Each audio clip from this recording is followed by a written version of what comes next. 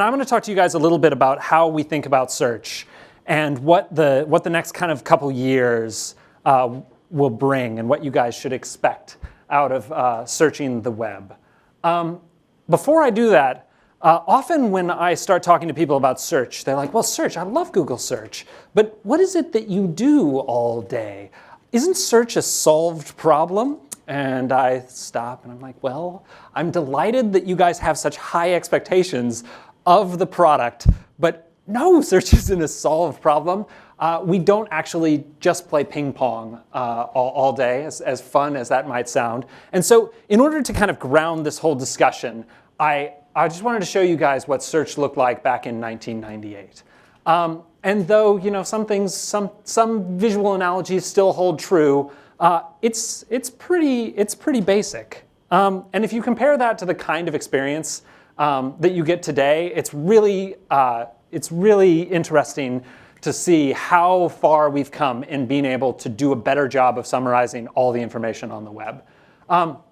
Another good example of just like how far we've come is often people will be like, what's one of the things you're really proud of that you've done while working at Google? And I say, well, do you guys remember back in the day when you would do a query like, I'm really interested in planting some trees in my backyard, and so I need to see somebody had told me that cypress trees do really well in the climate that I'm thinking of planting them in, and could I see some pictures of cypress trees?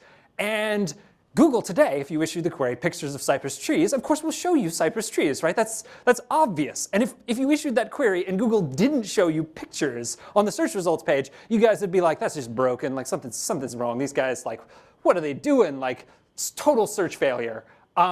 There was a time when this wouldn't happen, right? There was a time when you could issue that back in this 1998 world.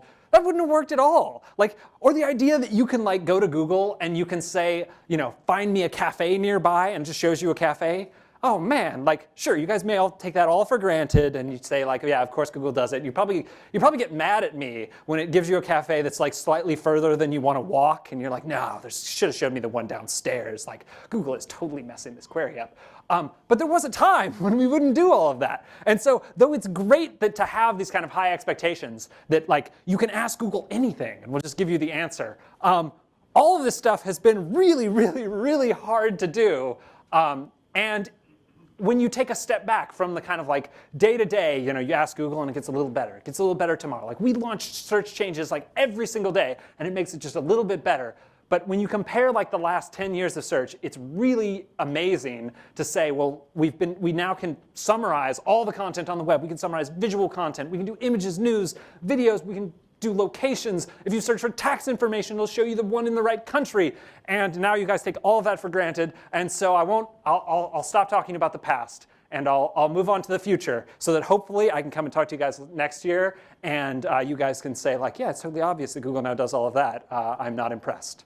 But so where are we really going? What does the future hold? Well, Larry said this quote a while ago, which the perfect search engine should understand exactly what you mean and give you back exactly what you need, which is what we've been trying to do for a long time.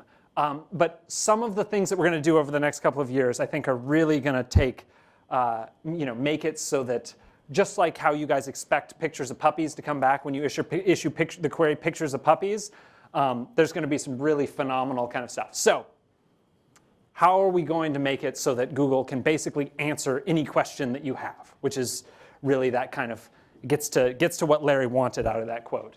Well, the first thing I'm going to tell you guys about is a piece of technology that I'm amazed that I'm up here telling you guys about, because having studied computer science for a while, if I probably 10 years ago had said I'm going to be up here telling you guys about how we are graphing the world and creating sort of a semantic meaning of objects, I'd be like, guys, like the semantic web is not going to happen, and like that's just too difficult. Like, hey, can you like even go through the intellectual exercise of thinking about how many things there are in the world, and then even just like think like a librarian for a while and think about like how do you even model all that information, right? Like the kind of information that's important for a baseball team is totally different than the kind of information that's important for a lake, right? And how do you even represent that?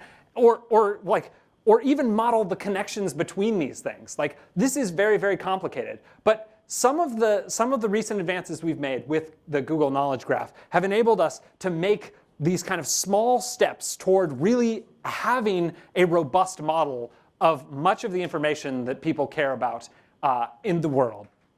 And so with the Google Knowledge Graph, we've been able to model 570 million people, places, and things, and 18 billion attributes and connections. And so an example of these, like that, those are really big numbers. But a good example would be like, that Michelangelo painted this painting, or that this band sang this song.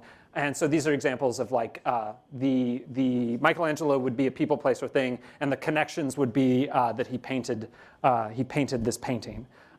And so we have a whole lot of information about the world. And you're like, well, that's cute. You've got a big database. Like that's really nice. Why do you care that we have a big database? Lots of people have big databases. Well, the thing that makes it so exciting to have a big database about the world when you have a search engine is that you can use this understanding of the world to overlay over the way that we index the internet, and you're able to do things that were previously impossible. By having an understanding that a thing is a thing, you can make search much more conversational, much more so that you can interact it in a natural fashion. You can also make it get a little bit closer to what Larry wanted, which is to be able to have you get just the information you want. So that, we've done a whole lot of work over the years to be able to get you to just that right page, right? To be able to say, yeah, here's some. You asked me a question. You wanted to do some research on cypress trees. Here's some pages that you should really go through and you should read and you should research those. And you guys are probably like, that's great. But imagine if you could be a little more specific and you could say something like, well, I'm really interested in how much water a cypress tree takes, or what kind of climates do they thrive in, and be able to ask those more specific questions, and then for Google to not just be like, yeah, go ahead and read this page, and then read this page, and then read this page, but actually provide a summary of that information and pinpoint you straight down to that little bit